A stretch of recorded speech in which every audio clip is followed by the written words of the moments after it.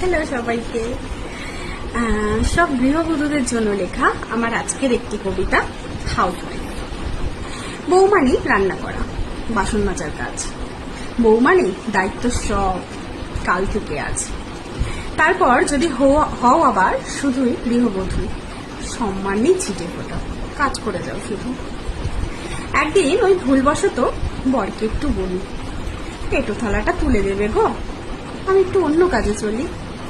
শাশুড়ি মা বলল রেগে, কি বললে তুমি? মেয়েলি কাজ ছেলে করবে, মানব না এসব আমি। কাজেরও নাকি লিঙ্গ আছে, বোঝো তালেই তবে।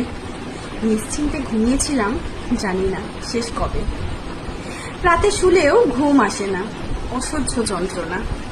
কিন্তু আমি তো গৃহবধূ, কাজ যেন কত না।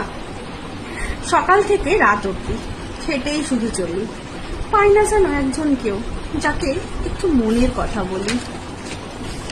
লেখা ছিল আরো অনেক, কিন্তু সময় এখন নাই। কাজগুলো সব রয়েছে।